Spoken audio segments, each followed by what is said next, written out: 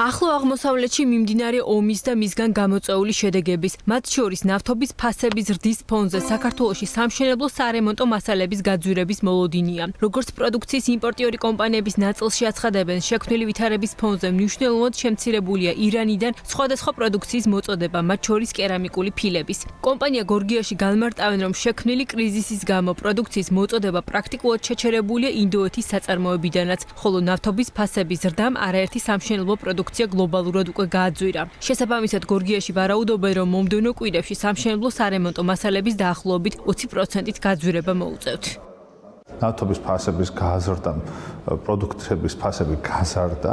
მეორე, რაც ძალიან მნიშვნელოვანი არის, ტრანსპორტირება. ტრანსპორტირების ხარჯები დაახლოებით 50% გაიზარდა. ასევე გაზის კრიზისია ინდოეთში და ძალიან ბევრი ქარხანა, რომელიც ფილებს აწარმოებდა და სამშენებლო მიმართულებით მუშაობდა, სრულად დაიხურა. ჩვენი მომწოდებლები ამბობენ, რომ ინდოეთის მიმართულებით, რომ შეიძლება ერთ თვეშიდაც არ გქონდეთ შესაძლო მარაგები, ამიტომ ეს მიმართულება მთლიანად დაიკეტა. ირანის მიმართულება ძალიან შეზღუდულად არის ასევე. ჩვენ ვარაუდობთ, რომ ფასების ცვლილება შესაძლებელია 20%-ის ფარგლებში მოხდეს უახლოეს მომავალში. ეს შეეხება ჩვენ შემთხვევაში პირველ რიგში კერამიკულ ფილებს, რომელიც ფასის ცვლილებაც გარდაუვალია, ისევე როგორც გათბობის მიმართულებით პროდუქტების ფასები შეიცვლება, ისევე როგორც კონდიცირების მიმართულებით და ყველა ეს პროდუქტი, რომელიც ჩინეთიდან მოდიოდა გაზრდილი ტრანსპორტირების გამო, მათი ფასით შეიცვლებოდა. ახლო აღმოსავლეთის კონფლიქტის ფონზე გლობალურად გაიზარდა ტრანსპორტირების ხარჯებიც, რაც სამშენებლო სარემონტო მასალების იმპორტიორი კომპანიების შეფასებით პროდუქციის ფასებზე შესაძლოა დამატებითი ზეწოლა იყოს. თუკი გლობალურ ბაზარზე არსებული ვითარება შენარჩუნდა, პროდუქციაზე ფასების ზრდის მოლოდინი აქვთ კომპანია ზოჯჩიც, სადაც ამბობენ, რომ მომწოდებლების მხრიდან უკვე არის სიგნალები, რომ პროდუქციის მომდევნო პარტიები უკვე გაზრდილი ფასებით შემოვა. კომპანიაში ამბობენ, რომ ამ ყველაფერს გაძვირებული ტრანსპორტირებაც ემატება.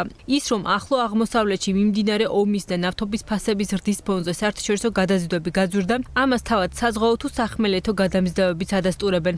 ენერგომატარებლებზე ფასების გაძვირება პროპორციულად ადრე თუ გვიან აისახება ჩვენს პროდუქციაზე. ამ ეტაპზე თავისთავად დღეს და ხვალ ამის ასახვას არ ვახდენთ, თუმცა ახალი შეკვეთების დროს, რაც უკვე დაფიქსირდა, არის სატრანსპორტო კომპანიების მხრიდან ფასის მატება საწვავის ფასთან შედარებით, საწვავის ფასის გათვალისწინებით და დაახლოებითი სხვაობა, რო გითხრათ, სახმელეთო ტრანსპორტზე გვაქვს ძირითადად 15%-იანი სხვაობა ფასში და ეს თავისთავად გავლენას მოახდენს ცალსახად პროდუქციის ღირებულებაზე. რაც შეეხება მომწოდებლებისგან თვითონ პროდუქციის ფასთან მიმართებაში, არის ნიშნები, თვითონაც არიან ეს გაურკვეველ მდგომარეობაში და ელოდებიან ამ ფასის ცვლილებას. ანუ გვიანოსებენ, რომ შესაძლებელია მომავალი თვიდან, ანუ მომავალი კვირიდან ეს ფასები გადაიხედოს. ირანის კრიზისის და შუა აზიის კრიზისის ფონზე მოსალოდნელი არის ბევრი ცვლილება ხა. საზღვაო მიმართულებით უკვე დაიწყო, ნავთობი პირველ რიგში ხო, რაც ყველაზე სენსიტიური არის გადაზიდვებისთვის.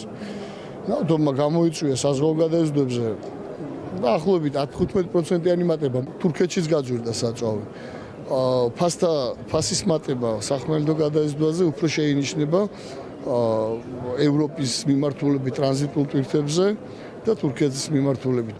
ადგილობრივი მწარმოებლების ნაწილში კი აცხადებენ, რომ ამ ეტაპზე შესაბამისი მარაგები აქვთ და ფასების კორექტირებას არ გეგმავენ. როგორც მეტალოპლასმასის და სხვადასხვა ინდუსტრიული პროდუქციის მწარმოებელ კომპანია დიოში განმარტავენ, მათ შემთხვევაში წარმოებაში არაერთი იმპორტირებული პროდუქცია გამოიყენება, რომელზეც ფასების მცირედი ზრდა შეინიშნება, თუმცა არა ისეთი, რომ ეს საბოლოო პროდუქციის ფასზე აისახოს.